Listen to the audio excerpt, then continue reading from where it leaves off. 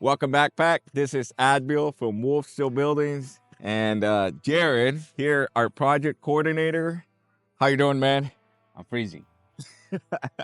It is freezing. We're out here in Ennis, Texas, so it's a little bit on the side of Dallas, a little bit south there, and we got a spectacular building we want to show you guys. This color combination has been pretty popular lately, where black and white is kind of Going out of style. going out of style, maybe. I don't know, but this one's been popping up a lot, and you're gonna really like it. Jared, how do you feel about this project so far? I like it. I like it. I like the doors. I think the overhead doors, the walk-in doors, even the spray foam. I definitely like being inside with the spray foam. It's really nice. Well, right now too, because it is cold. But guys, before we start walking through, I promise you guys, this video is going to be very valuable. There's going to be a lot of information. So you want to stick around, a lot of details. And now before we get to that, don't forget to like, share, and subscribe. Follow us on all our social media channels. And let's get this video started.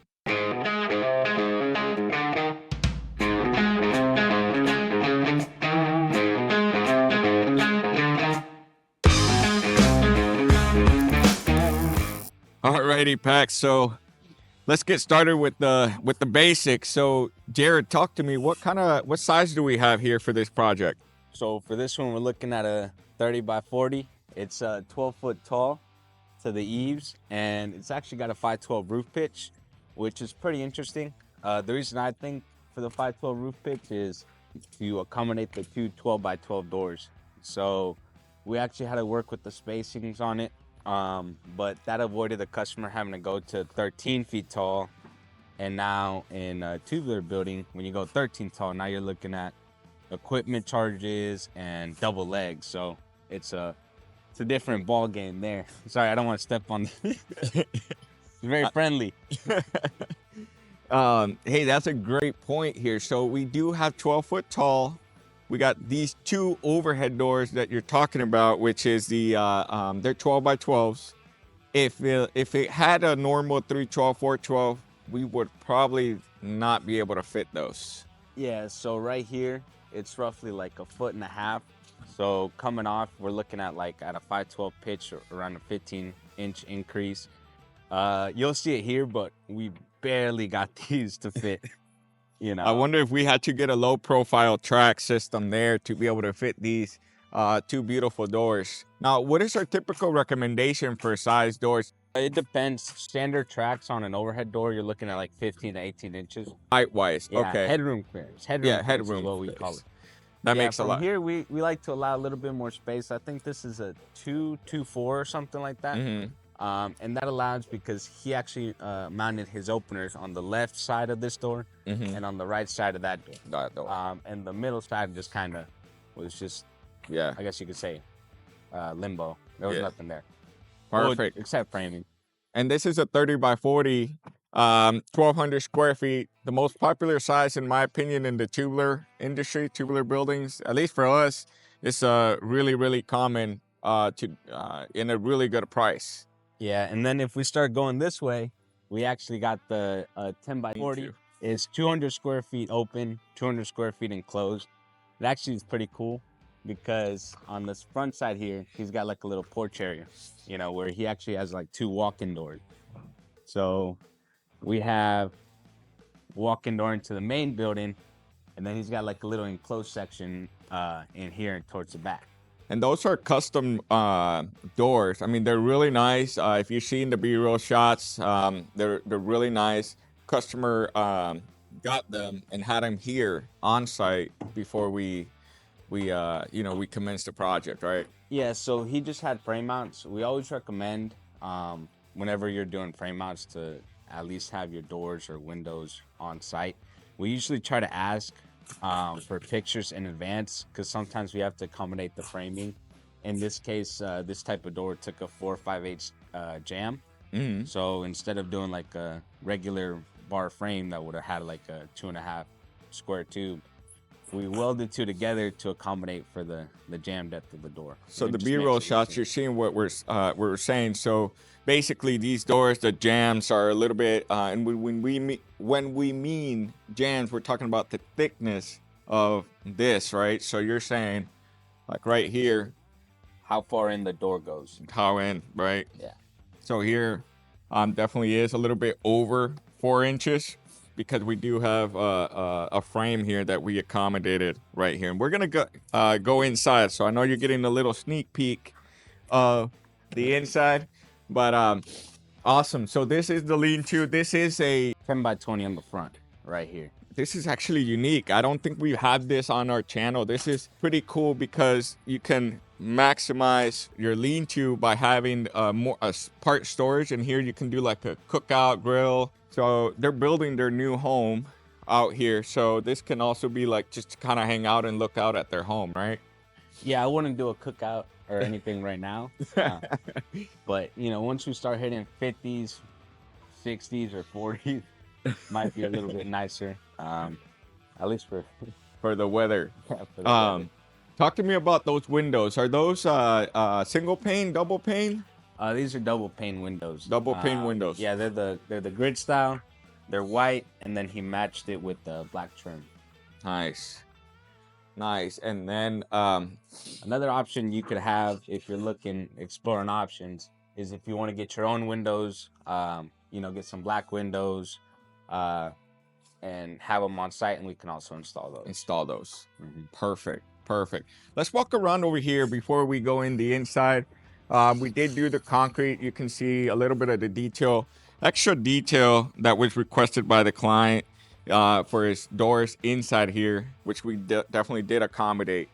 You know, you can see here like a little nice step. We did the base trim on also this building, and it has the black gutters along the eaves there. To be able to install these gutters that we do a prep on the building to be able to receive the gutters, right, Jared? Yeah, so what happens is there's kind of like a limbo. Well, not limbo. There's an empty space between this upright and this upright. Yeah. So right there, that's where that trim goes. We call it a vertical trim or eave trim. You know, it has many names. But what we do is this U channel that's right here. We call it a brace. The U channel, we actually run it the whole length of the eave. That way, whenever we come in with the gutters are actually screwing into the frame rather than onto the panel. Yeah, rather than onto like the vertical trim that's there. So since there's a back in there, it gives a little bit extra support, especially if you're in a heavy area where there's a lot of rain. Rain, snow, anything weighing down that gutter. Eventually, it's all, you know, being supported by a screw that's going into a thin piece of steel. Yeah, absolutely. So that is actually very important because, you know, I've had experiences or at least talked to clients that did their own gutters and just tied it into the panel, use straps, and then that panel just starts to like pull and rip the panel. I mean, you're thinking that this is 29 gauge. I mean, it's good for sheet metal, but it's not good for like in the sense of holding that much weight of rain. It's nothing structural. Yeah, it's nothing structural. It's nothing structural. I mean, it's good for, you know. Yeah. Actually, it's pretty solid because it has spray foam. Spray foam, which is a topic we're going to be talking about when we're inside. As far as spray foam, you're going to love it, guys. You're going to love it, guys. Now, let's go into the overhead doors, Jared. So we got a 12 by 12s here, overhead doors, blacked out, beautiful.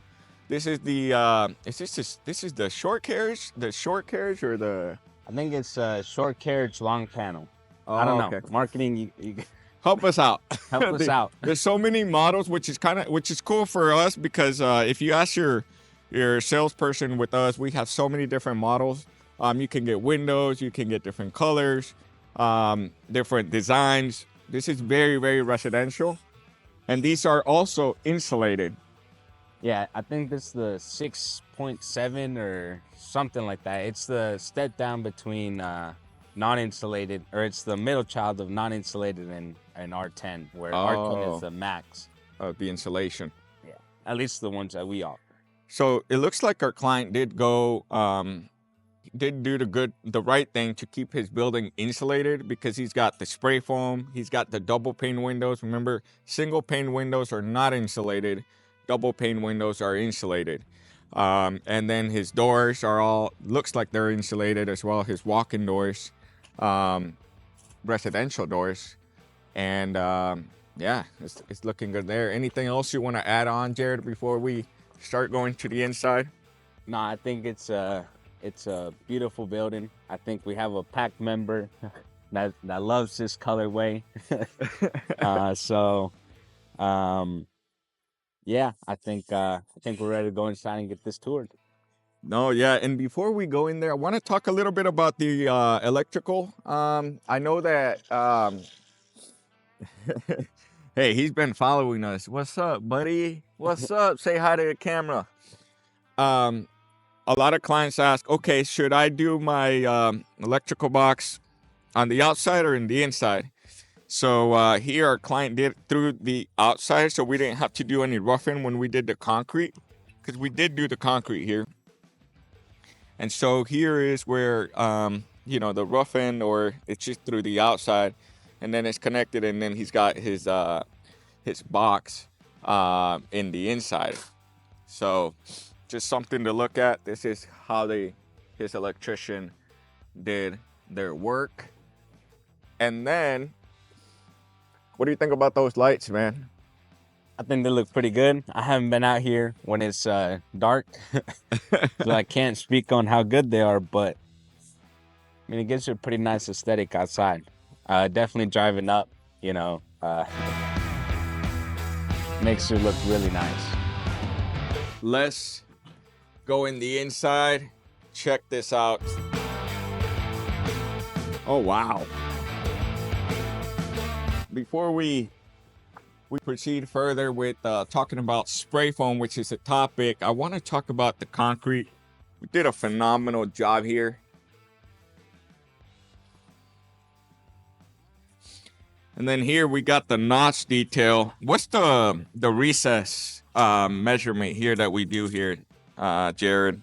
It just depends. I mean, in this case, this was a single bar. It just depends on the frame.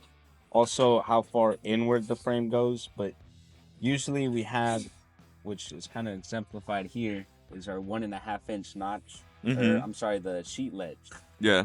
From there, that's when the frame actually comes in around in this case, it was 2.25 inches.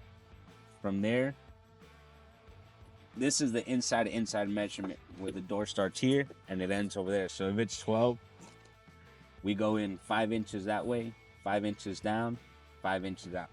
That's exactly our measurements. And then again, this can change based on your frame, because not all the tubular frame doors are the same. It all depends on your measurements of your building, the height. For example, when we do 13-foot legs, 14-foot legs, we do have double legs. And then even taller than 15, we go into ladder legs. And at times those notches will change in measurement. So that's something to really just keep in mind, that it does change. Now, as far as how we do our process is, well, we're doing the concrete, we're doing the metal building. We know exactly what we're going to be doing. Yeah, we know how to make sure the concrete's ready to receive the building, and then the building is ready to receive, kind of like how we were talking about, you know, the gutters, spray foam, making sure it's all ready and prepped. That way, there's no issues down there. No issues. A lot of planning that goes on. Just want to give a shout out to our planning team, our processing team, our permitting team, and definitely our whole execution team. Yeah, to shout out to our building team, Alonso, if you're working with, you know, if you got a building or he installed, I'm sure they did a great job, like in this project here. Now, Jared, the topic of something that's spectacular here is spray foam. What thickness do we have here? This is a R7 1 inch closed cell. Closed cell. And R7 1-inch is it's recommended for just like a nice storage to work inside. I know some clients have wanted the R14, which is the 2-inch. 2-inch spray foam. 2-inch close cell. Well, it depends. I mean, if you're just gonna use it as like a garage utility usage, but you know, the difference in temperature from outside and inside right now is like astronomical, right? So if you're just gonna use it for garage utility, maybe you'll have like a small, like, you know, couple of those lantern heaters. I don't know exactly the term on them. And you know, 1-inch closed cell spray foam is gonna work Really good. if you want, I guess you could say, more of a controlled environment where you're gonna be working in here, you know, or something, or you're gonna be constantly in here, and it's very, very important the temperature that's in here. 2-inch closed cell would be More recommended. or even you can even do something like 2 inches on the roof, 1 inch on the side. It all depends on, you know, how valuable, you know, keeping that climate Controlled. The beauty of spray foam, and this is just my opinion, is how sealed everything is here. So right now, if we had a heater in here, it'd get nice and warm in the next 30 minutes to an hour, and it would stay that way. So he found his way inside. 1-inch spray foam. Now, let me ask you a question. I know I'm going to throw you some curveballs, Jared.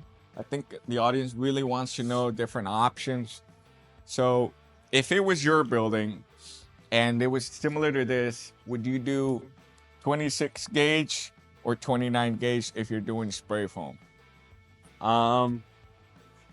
If I was doing spray foam, that's more of a complex question. If I were doing spray foam, I would do 29 gauge. I would do 29 gauge. I have seen sometimes, this is my opinion. It's opinion. I have seen some people go with 26 gauge, but not opt in for the vertical upgrade.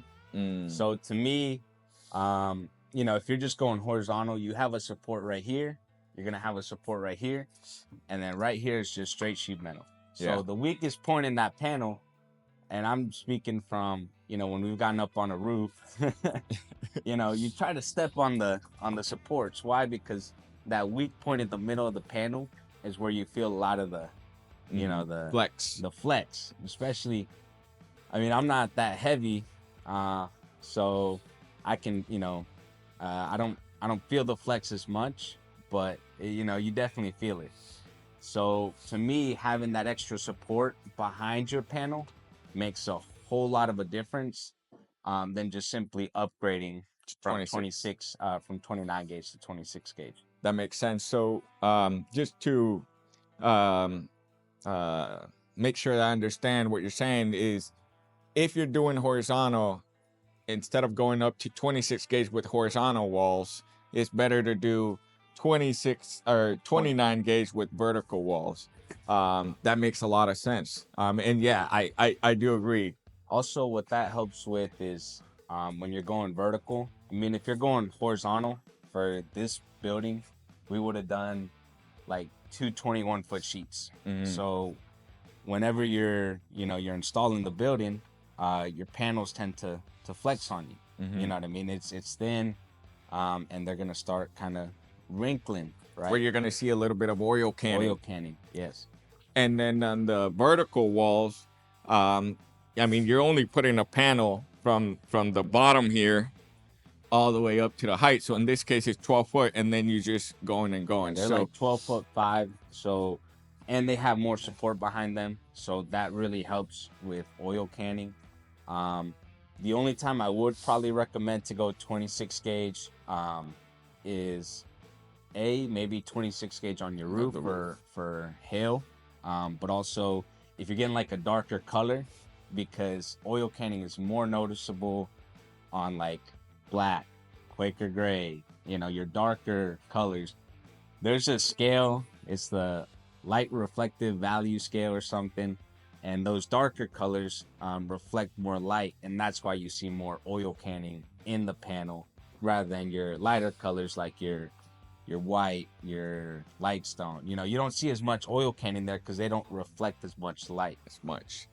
Yeah, so great points here. So just to retouch that, if you're doing horizontal walls, it's better to get vertical. You'll get that support on the panels, and then the colors really make a difference on the oil canning that you can see on your panels, especially with 26 gauge. Also, that also helps a lot. And especially here in Texas, we do get a lot of hail. So what I like, and this is my opinion, is really spray foam. If you put spray foam, like you said, on 29 gauge, man, you got a sturdy building. And it also does help with sound. So whenever it's raining, it does help minimize, dampen that sound. Yeah, we've had a couple of buildings where they're like, hey, can you spray, like in this case, it's half enclosed, half open on the lean-to, and they'll be like, hey, can you spray the roof of the open part? And I'm like, yeah, I mean, we can spray it. I wasn't putting myself in the, you know, in the customer's shoes. I don't understand why. And he's like, well, it's for noise reduction. You know, when it's raining, you can really hear it on the roof. And he's like, and I don't want to, you know, I don't want to be hearing that, especially if, you know, we're hanging out underneath the little patio area. It can get loud. So, you know, Also, heat transmission is another thing. That's another one as well. Awesome. Well, let's keep walking here. So this is, again, 30 by 40. You can see here our client has his pickup part and then a trailer, and you can definitely see the amount of space here, because this truck is about 20 foot, maybe 18 foot long. And then from here we still got probably another 20 feet of space here. So there is enough space on a 30 by 40. There's no wonder this is a very, very common size, because you can definitely you know, use it a lot for a little bit of a workshop space down here, put some storage stuff, and then still have two vehicles on this side. Yeah, I mean, it's a very common size, and I think it's also at that sweet point in price increase, at least on a, you know, on a tubular building, where when you go past 30, you see a huge increase in price just by the way they're manufactured. So, you know, that 30 by 40, 30 by 50 is kind of that sweet spot where it's like, hey, it's enough square footage to allow me to get done what I need to get done. Because you also don't want to go too narrow, and then you're like, you know, Too long. You'd have to put the trailer behind the truck and have to have two doors on the front and back, or else if you want to get the one behind, and it just allows you enough space to kind of, you know, function. That's a great point, Jared. And if you want to learn a little bit more, because we can go so much in depth, there's a video that is the 5 marketing help us out, but the 5 factors that really affect the pricing of a tubular building. Check it out. It's extremely popular. There's so many people that have watched it and found so much value in it, and it will help you save money, because it will help you plan out what's the best way to build to you know, to maintain, you know, a certain budget, or finding ways to get creative, because one small change can really alter the pricing of your building. A lot of times that's something that is not you know, taken into consideration. This is not priced by the square foot. This is priced by specific materials and specific engineering that that calls for certain things. So yeah, I want to actually highlight what you're saying. If you look at the corners of the of the building, where we actually did the instead of going taller on the building, we upped the roof pitch, and that allowed us to just barely squeeze those doors in there. You can even barely you can kind of see it in the video right now.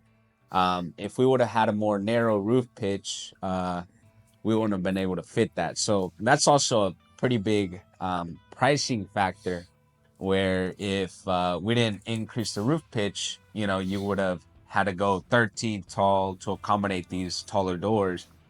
Now you're talking equipment, double leg. It's a decent jump there. Yeah, you're talking at least, if I want to put you guys a number, it's gonna be from like $2,000 to $3,000 just to add 1 extra foot of height on this building specifically. I would shoot you more because you're doubling up on your frame on your end walls, and then equipment in itself is like 2,000 to 3,000. Yes. So yeah, you're right. You're right. Hey, you're more involved in this in the numbers now. But great information, Jared. I knew we were gonna provide a lot of value. Here is the connection point. So this is something to really like take a look here. Thank you. Right here, you know, we got the columns every 5 foot, and all of a sudden our client wants to be able to connect into the little storage section in on his lean-to, which again is 10 by 20. Jared, what do we have to do here to be able to access? In this sense, normally you can even see where the trusses were kind of cut off short. Yep. We added a header going from the back column to this column right here. So that actually allows it to transfer all the weight from the roof, you know, the roof trusses, onto actually the header. And that allows us to distribute it and allow for this huge frame out opening to where it's nice, and, you know, you're not having a post right here and a post right here, you know. It makes it, I mean, it gives it a really nice detail, makes it really open, makes it look very good. Yeah, so the header charge, and definitely this you know, added probably I think about like $500 to $1,000 and just doing this nice header. So just something to keep in mind, but I think it's totally worth it because yeah, again, it's a tripping hazard to, and the column's just there in the middle. It's just kind of like It's an inconvenience. Mhm. It's an inconvenience. an inconvenience. That's the correct word. Man, I like this little section, man. I don't think we get a lot of this creativity when it comes down to doing a lean-to with a nice little section of a storage.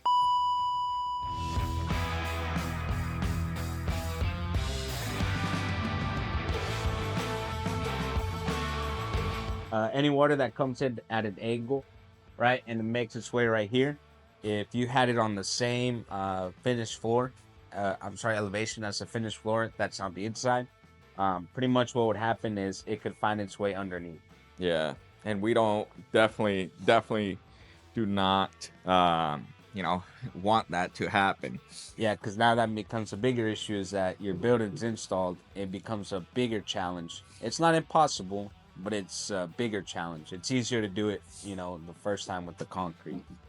And I think that's one of the beauties of what we do. Obviously, here selling our services, but you know, just being transparent here is the planning of it, because if it wasn't planned correctly, either there would have been modifications on the structure that sometimes can be done on site, sometimes definitely can't, because these buildings are prefabricated.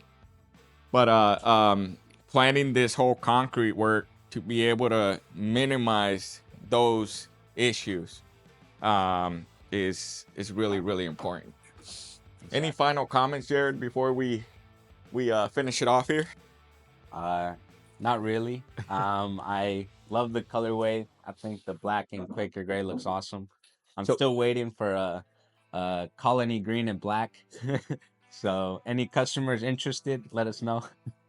Jared really wants to see the colony green and black. That is available on the 26 gauge PBR panels for our red iron metal buildings. You should definitely check out that combo. And other than that, guys, I hope you enjoyed this video. I really think that we gave you guys a lot of value, especially with having Jared here on our channel, because he's extremely knowledgeable about a lot of the technical stuff about what we do.